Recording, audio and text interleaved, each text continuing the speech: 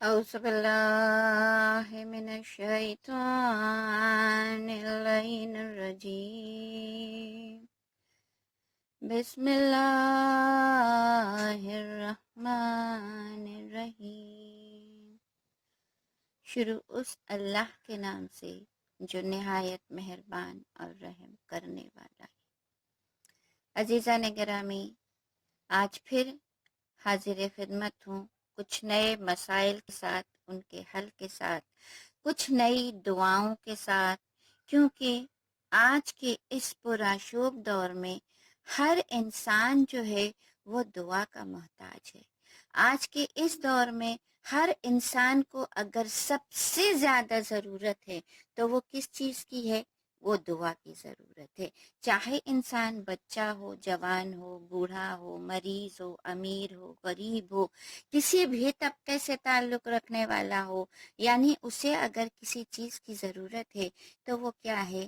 کہا دعا کی ضرورت ہے، کیونکہ مختلف انسان مختلف پریشانیوں میں مبتلا ہیں۔ کسی کو اگر مالی پریشانی ہے تو کہیں انسان جو ہے امراض سے پریشان ہے، کسی کو بیماری لگی ہوئی ہے، وہ اپنی ان بیماریوں سے پریشان ہے، کسی کو دشمن کی پریشانی ہے، تو کوئی نافرمانی اولاد کی وجہ سے پریشان ہے۔ غرض اگر دیکھا جائے آج کی اس دنیا میں، جبکہ انسان یہ سمجھتا ہے کہ ہم نے ترقی کر لی ہے، ہم نے ہر چیز پر قابو پا لیا ہے، ہم ہر چیز پر اختیار رکھنے والے ہیں، لیکن عزیزان گرامی، جب آپ انسان کی زندگی کا تجزیہ کیجئے گا تو پتہ کیا چلتا ہے کہ ہر انسان جو ہے کہیں نہ کہیں ذہنی طور پر پریشان ہے، کہیں نہ کہیں کسی نہ کسی پریشانی میں مبتلا ہے، اور ان ساری پریشانیوں کا واحد حل کیا ہے؟ واحد سلیوشن کیا ہے؟ یاد رکھیے کہ جہاں مسائل ہوتے ہیں وہاں ضروری کیا ہوتا ہے کہ ہم ان مسائل کا حل تلاش کریں، ہم اس پر پریشانی کے سلیوشنز کو تلاش کریں۔ صرف پریشانی پر بیٹھ کر رونا، اس کے بارے میں ذکر کرنا کافی نہیں۔ اور یاد رکھیے کہ ہر پریشانی کا ایک واحد حل یہ ہے کہ ہم اپنے رب حقیقی کو، اپنے پروردگار کو راضی کر لیں، اپنے خدا سے رابطہ کر لیں، اس کی بارگاہ میں رجوع کریں، کیونکہ ہر پریشانی کا حل اس کی بارگاہ میں موجود ہے۔ اس کے قبضے میں مال و دولت بھی ہے، اس کے قبضے میں منصب و عزت بھی ہے، اس کے قبضے میں صحت و تندرستی بھی ہے، اس کے قبضے میں سکون و راحت بھی ہے۔ سب خزانے اس کے پاس ہیں، اور اسی نے حکم بھی دیا ہے، قل ادعونی استجب لکم۔ اللہ قرآن میں آواز دے رہا ہے کہ اے میرے بندو، تم مجھے پکارو، تم مجھے آواز دو۔ یاد رکھیے عزیزان گرامی، یہ اللہ کا پیغام ہے ہم مومنات، ہم مومنوں کے لیے، کہ اللہ یہ چاہتا ہے کہ اس کا مومن بندہ جب کسی پریشانی میں مبتلا ہو تو وہ آواز کسے دے؟ اپنے رب حقیقی کو بلائے، اپنے پروردگار کو بلائے۔ تو عزیزان گرامی، آج کچھ دعا کے بارے میں گفتگو کرنی ہے اور رزق کے حوالے سے گفتگو کرنا ہے، کیونکہ آج 3 مہینے گزر چکے ہیں۔ 3 مہینے کے لاک ڈاؤن کے بعد اگر آپ گھر میں دیکھیں گی، ہر گھر میں کہیں نہ کہیں مالی پریشانی ضرور ہے۔ اس وبا پھیلنے کی وجہ سے ہر انسان کے معاشی حالات جو ہیں وہ خراب ہو چکے ہیں۔ ہر شخص جو ہے وہ مالی اعتبار سے پریشان نظر آ رہا ہے۔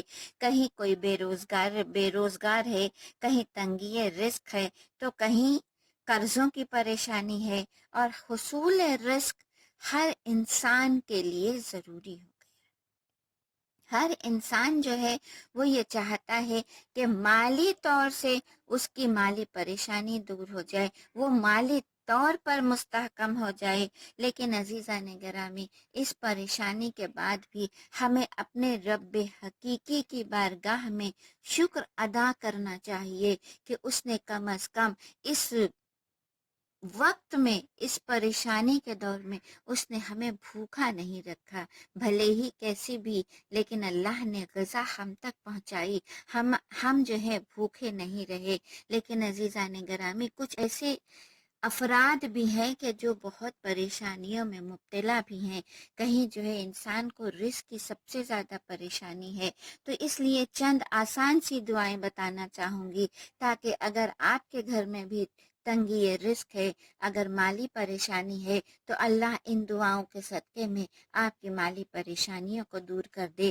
کیونکہ یاد رکھیے، اگر مالی پریشانی سے دور رکھنا ہے تو بہترین چیز جو ہے وہ کیا ہے؟ کہا اللہ کی بارگاہ میں پہلے استغفار، اس کی بارگاہ میں توبہ کریں. کیونکہ یاد رکھیے، توبہ وہ سب سے عظیم نعمت خدا ہے کہ جو اللہ نے اپنے بندوں کو دی ہے. کہ جب اللہ بندہ جو ہے خدا کی بارگاہ میں صدق نیت کے ساتھ توبہ کرتا ہے تو اللہ جو ہے اس کے ہر گناہوں کو مٹا بھی دیتا ہے، اس کی ہر پریشانیوں کو حل کر دیتا ہے. اسی لیے سورہ نوح میں پروردگار اعلان کر رہا ہے، سورہ نوح کی آیت نمبر 12 اگر آپ پڑھیے گا تو وہاں اللہ کیا کہہ رہا ہے؟ استغفروا ربکم انہ کان غفارا یرسل السماء علیکم مدرارا ویمددکم باموال وبنین ویجعل لکم جنات ویجعل لکم انہارا. اللہ جو ہے سورہ نوح میں اعلان کر رہا ہے، کیا کہہ رہا ہے؟ تم استغفار کرو اپنے رب سے، کیونکہ وہ معاف کرنے والا ہے، وہ تمہارے گناہوں کو بخشنے والا ہے، وہ تمہاری توبہ کا قبول کرنے والا ہے. اور جب تم اس کی بارگاہ میں صدق نیت کے ساتھ استغفار کرو گے، صدق نیت کے ساتھ اس کی بارگاہ میں توبہ کرو گے، تو اللہ جو ہے تمہارے لیے بارش بھی برسائے گا، اپنی رحمت بھی برسائے گا. تم استغفار کرو گے، تمہیں مال بھی دے گا. تم استغفار بھی کرو گے، تمہیں بیٹے بھی دے گا. تم استغفار کرو گے، تمہیں باغ بھی عنایت کرے گا. تم استغفار کرو گے، تمہیں نہریں عطا کرے گا. روایت کے جملے ہیں کہ روایت یہ بتاتی ہے کہ ایک مرتبہ امیر المومنین علی ابن ابی طالب بیٹھے ہوئے تھے، اللہم صلی علی محمد، اور ان کے ساتھ جو ہے جناب عباس بیٹھے ہوئے تھے. اور مسجد نبوی میں دیکھا کہ ایک شخص آتا ہے، آنے کے بعد کہتا ہے، اے علی مجھے مالی پریشانی ہے، میں قرضوں میں مبتلا ہوں. تو علی نے کہا کہ جاؤ استغفار کرو. بیٹھے ہوئے تھے، تھوڑی دیر پھر گزری اور پھر ایک شخص آیا، آنے کے بعد کہتا ہے، یا علی میرے پاس بیٹے نہیں ہیں، میں یہ چاہتا ہوں کہ اللہ مجھے اولاد نرینہ نواز دے. علی نے کہا جاؤ استغفار کرو. پھر تھوڑی دیر گزری، ایک شخص آیا، کہا یا علی میرے باغات سوکھ گئے ہیں، میں کیا کروں؟ علی نے کہا کہ تم استغفار کرو. پھر ایک شخص اور آیا، اس نے کہا میری نہریں سوکھ گئی ہیں تو میں کیا کروں؟ علی نے کہا کہ مولا علی نے کہا کہ جاؤ اور جا کر استغفار کرو. یعنی ایک چیز تھی، ہر انسان کی پریشانیاں الگ الگ تھیں، مگر مولا علی نے کیا کیا؟ کہا ایک ہی حل بتایا. جب سارے چلے گئے تو ایک مرتبہ ابن عباس نے سوال کیا کہ مولا ہر ایک جو ہے اپنی الگ الگ پریشانی لے کر آیا، لیکن آپ نے ایک ہی حل بتایا. تو مولا نے کہا کہ کیا تم نے سورہ نوح میں نہیں پڑھا کہ اللہ کہتا ہے تم میری بارگاہ میں استغفار کرو، تم میری بارگاہ میں توبہ کرو تو میں تمہیں مال بھی دوں گا، میں اولاد بھی دوں گا، میں تمہیں باغات بھی دوں گا، میں تمہیں نہریں بھی دوں گا. تو عزیزان گرامی، پتہ کیا چلا کہ جو بیسک ہماری ضرورت ہے، اگر ہمیں سب سے پہلے جو کام کرنا ہے وہ کیا ہے؟ کہا اس کی بارگاہ میں رجوع ہو کر توبہ کرنا. یاد رکھیے کہ یہ سب سے اہم چیز ہے، کیونکہ اکثر اور بیشتر جو پریشانیاں ہم پر آتی ہیں وہ اللہ کی جانب سے نہیں آتی، بلکہ یہ خود ہمارے اپنے اعمال کا نتیجہ ہوتی ہیں. اسی لیے دعائے کمیل میں مولا علی نے کیا کہا ہے؟ اللہم اغفر لی ذنوب التی تنزل البلا، کہ پروردگارا ہمارے ان گناہوں کو معاف کر دینا جو نزول بلا کا سبب بنتے ہیں۔ مولا نے کیا کہا؟ مولا ہماری ان خطاؤں کو بخش دینا جو ہماری نعمتوں کو تاخیر کر دیتے ہیں۔ مولا ہمارے ان گناہوں کو بخش دینا جو ہماری دعا کی قبولیت کی راہ میں حائل ہو جاتے ہیں۔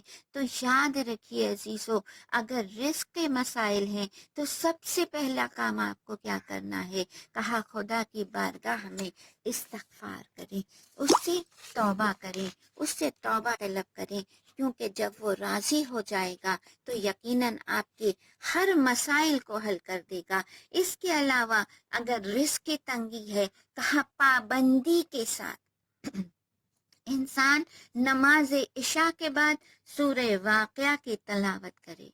ہو ہی نہیں سکتا کہ جو انسان سورہ واقعہ پڑھتا ہو اور اللہ جو ہے اس کے گھر میں نعمتوں کی تنگی کر دے۔ نہیں عزیزان گرامی، کبھی نہیں ہو سکتا۔ کہا تیسری چیز اگر ہے، اگر آپ پریشان حال ہیں تو کہا نماز فجر کے بعد آپ جب نماز فجر ختم کر لیں، تسبیح پڑھنے کے بعد سجدہ کریں، سجدے میں جا کر صرف 14 مرتبہ الوہابو کا ورد کریں۔ انشاءاللہ پروردگار عالم جو ہے آپ کی دعاؤں کا قبول کرنے والا ہے، وہ آپ کے ہر مسائل کو حل کر دے گا۔ عزیزان گرامی یاد رکھیے، اس سے پہلے بھی میں نے بیان کیا ہے کہ دعا کے ساتھ ساتھ تدبیر کا ہونا بھی ضروری ہے۔ ہم صرف اگر گھر پر بیٹھ کے رزق کی دعا کریں تو یہ کافی نہیں ہے۔ ہمیں ضرورت کیا ہے کہ ہم جو ہے اس دنیا میں رہتے ہوئے محنت بھی کریں، مشقت بھی کریں، تلاش معاش بھی کریں، کوشش یہ کریں کہ اللہ جو ہے وہ ہماری ہر پریشانیوں کو حل کر دے۔ انشاءاللہ اگر آپ جو ہیں تلاش معاش کے لیے نکلیں، اگر آپ جو ہیں یہ چاہتی ہیں کہ بے روزگاری ختم ہو جائے، تو آپ اپنی طرف سے بھی ایفرٹس کیجئے، آپ اپنی طرف سے بھی کوششیں کیجئے۔ انشاءاللہ تعالی پروردگار عالم جو ہے آپ کی ہر پریشانیوں کو حل کرے گا۔ پروردگارہ آپ کو ہر پریشانیوں سے محفوظ رکھے گا، آپ کے ہر مسائل کو حل کر دے گا۔ آمین۔